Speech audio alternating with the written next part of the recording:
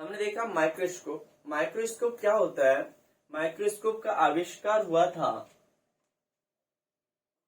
1590 मतलब 1590 में, 16वीं शताब्दी। किसने किया था? साइंटिस्ट का नाम था जेके रियस। जेके रियस जॉनसन। जेके रियस जॉनसन ने 1590 में किया था, जिसके 1600 शताब्दी के नाम से जाना जाता है। क्या होता है माइक्रोस्कोप? माइक्रोस्कोप होता है नजदीकी माइक्रो ऑब्जेक्ट को सीन करने वाला इंस्ट्रूमेंट। ऐसा इंस्ट्रूमेंट जो नियरेस्ट ऑब्जेक्ट को क्लियर और आवर्धित रूप में देख सके।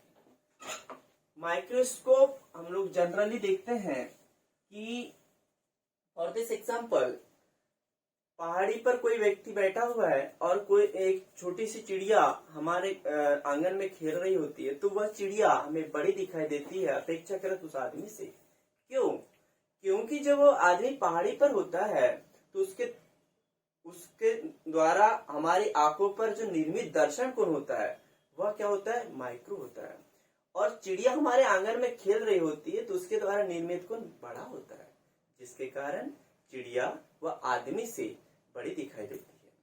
दूसरा, चंद्रमा और ग्रह की बात की जाए तो जो ग्रह होते हैं, प्लेनेट होते हैं, वह हमें छोटे दिखाई देते हैं और चंद्रमा बड़ा दिखाई देता है, जबकि ऐसा है नहीं।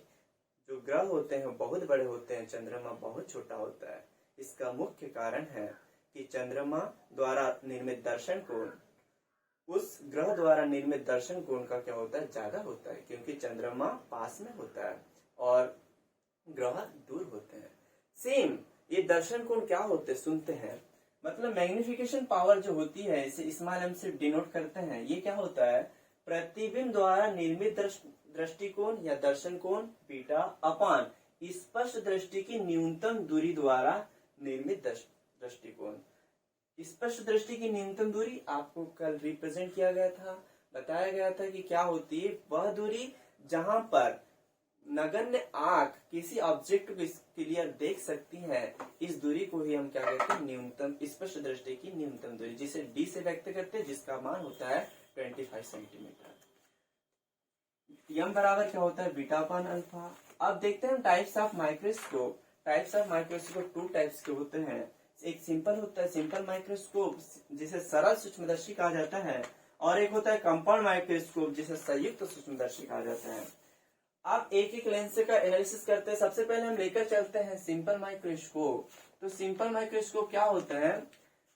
वह माइक्रोस्कोप जिसमें केवल और केवल एक लेंस उपयोग में लाया जाता है, और ये लेंस कौन सा होता है? कॉन्वेक्स लेंस होता है। इस लेंस को कौन सा लेंस कहते हैं? रीडिंग लेंस कहते हैं। इस लेंस को कौन सा लेंस कहते हैं?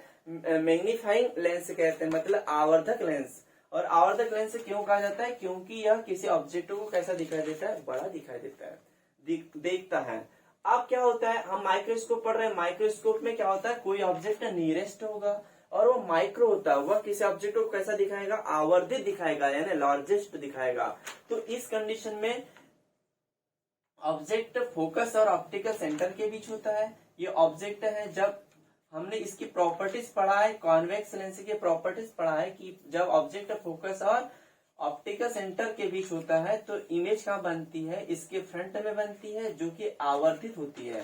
तो इस कंडीशन में हम लोग देख ले, यहाँ जो लास्ट इमेज होगी, लास्ट इमेज यानी अंतिम जो प्रतिबिंब होता है, इसका सबसे पहले हम देखें कि यह बन कैसी रही, आभासी या वास्तविक? आभासी बनती है, मतलब वर्चुअल बन रही है। दिख रही है ना आपको? वर्चुअल। एंड कैसी बन रही है बेटा? इन लार्ज बन रही है, मतलब क्या हो रही है? इन लार्ज का मतलब होता है बड़ी, आवर्धित। और कैसा बन रहा है? सीधा, मतलब इन्वर्टेड, सॉरी इरेक्ट।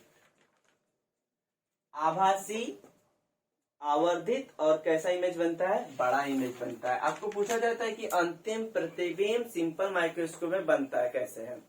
मतलब आप पढ़ तो रहे, हम पढ़ रहे हैं क्या, माइक्रोस्कोप। माइक्रोस्कोप में क्या होता है, कोई भी नियरेस्ट ऑब्जेक्ट माइक्रो होगा उसको हम कैसा देखना चाहेंगे, आवर्धित। तो लास्ट इमेज हमेशा कैसी बनेगी माइक्रोस्कोप में, बड़ी बनेगी। और कैसी बनेगी, वर्चुअल बनेगी और इरेक्ट बनेगी। किसकी बात कर रहे हैं, सिंपल माइक्रोस्कोप की बात करते हैं। तो इस स्थिति में यह कम फोकस दूरी का कॉन्वेक्स लेंस होता है, उपयोग में लाया जाता है। इस लेंस को, जो ये लेंस होता है, इसको मैग्नीफाइंग या आवर्धिक लेंस या रीडिंग लेंस से कहा जाता है। और मैग्निफिकेशन पावर क्या होती है, तो मैग्निफिकेशन पावर के बारे में जो चर्चा करते हैं, जब अंतिम प्रतिबिंब डी दूरी पर बने, तो जब अंतिम प्रतिबिंब डी दूरी पर बनता है तो मैग्निफिकेशन एमडी होता है, इक्वल टू 1 + d/f। ये मैक्सिमम होता है, ये आपको याद रखना है। जब अंतिम प्रतिबिंब अनंत पर बने तो क्या होगा, एम इंफिनिटी होगा बेटा। तो क्या हो जाएगा, d/f, ये होता है मिनिमम। हम देखते हैं कि जब वस्तु लेंस से a दूरी पर स्थित हो तो मैग्निफिकेशन एम इंफिनिटी होगा, M infinity equal to d - a/f। Okay, देखिए हम पढ़ रहे हैं कंपाउंड माइक्रोस्कोप। कंपाउंड माइक्रोस्कोप का मतलब होता है संयुक्त सूक्ष्मदर्शी। संयुक्त सूक्ष्मदर्शी का मतलब होता है कि जिसमें दो लेंस उपयोग में लाए जाते हैं। दो लेंस कौन से होते हैं, ये भी कॉन्वेक्स लेंस है, ये भी कॉन्वेक्स लेंस है। मतलब इसे अभिदृश्यक लेंस कहा जाता है और इसे नेत्रिका लेंस कहा जाता है। अभिदृश्यक लेंस छोटा होता है, नेत्रिका लेंस बड़ा होता है। अभिदृश्यक लेंस को ऑब्जेक्टिव लेंस क्यों कहा जाता है, क्योंकि ये ऑब्जेक्ट को फोकस करता है। नेत्रिका लेंस क्यों कहा जाता है, क्योंकि इसे मतलब अपने आई द्वारा सीन किया जाता है, इसके द्वारा ही सीन किया जाता है ऑब्जेक्ट को, इसलिए इसे नेत्र लेंस कहा जाता है। अब हम देखते हैं कि मतलब यहाँ ए नेत्र उत्तल लेंस होगा, यहाँ ऑब्जेक्ट रखा हुआ है, एक ऑब्जेक्ट है, तो ये छोटा है, इसलिए इसका इमेज कहाँ बनता है बेटा, इसके बैक साइड में बनता है, जो कि एडेस बीडेस के द्वारा रिप्रेजेंट होता है। पहली किरण ऑप्टिकल मुख्य अक्ष के समांतर जाते हुए फोकस होकर जहाँ क्रॉस होती है, और दूसरी प्रकाश किरण प्रकाश के केंद्र से जाते हुए जहाँ क्रॉस होती है वहाँ पर इमेज बनता है। इसे कहा जाता है मिडिल इमेज या इंटरमीडिएट इमेज। ये मध्यस्थ प्रतिबिंब होता है। ये मध्यस्थ प्रतिबिंब क्या होता है, मध्यस्थ प्रतिबिंब का साइज की बात करें तो मध्यस्थ प्रतिबिंब बड़ा मतलब आवर्धित, उल्टा और वास्तविक होता है। हम बात करते हैं कि नेत्रिका लेंस जो होता है, नेत्रिका लेंस के लिए एडेस बीडेस ऑब्जेक्ट की तरह व्यवहार करता है और एक बड़ा लेंस होता है, इसलिए उसके सम्मुख बनाता है। तो नेत्रिका लेंस द्वारा जो निर्मित कोण होता है वह A double dash B double dash होता है, जिसे अंतिम प्रतिबिंब क्या कहा जाता है। इस अंतिम प्रतिबिंब का कंपेयर ऑब्जेक्ट से करते हैं, न कि मिडिल इमेज से किया जाता है। तो इस अब कंडीशन देख ले कि कितने लेंस उपयोग लिए जाते हैं। फ्यूज लेंस होते हैं, टू कन्वर्जिंग लेंस होता है जिसे अभिसारी लेंस कहा जाता है, जिसे कॉन्वेक्स लेंस होते हैं, जो जिनका नेचर कैसा होता है, प्रकाश किरणों को कन्वर्जेंस करना होता है। फोकस दूरी की बात की जाए तो इस ऑब्जेक्टिव लेंस की फोकस दूरी नेत्रिका लेंस से कम होती है और ऑब्जेक्टिव लेंस का डायमीटर नेत्रिका लेंस से भी कम होता है। मतलब फोकस दूरी FO less than FE and diameter DO less than DE। अब हम देखते हैं मिडिल इमेज का साइज। तो मिडिल इमेज कैसा बनता है बेटा, रियल बनता है, इन्वर्टेड बनता है और इनलार्ज बनता है। लास्ट इमेज की बात करते हैं तो last image A double dash B double dash पहले ही हमने कह दिया कि कंपेयर ऑब्जेक्ट से करना है, मिडिल इमेज से नहीं करना है। तो प्रतिबिंब कैसा होगा, आभासी होगा, उल्टा और आवर्धित होगा।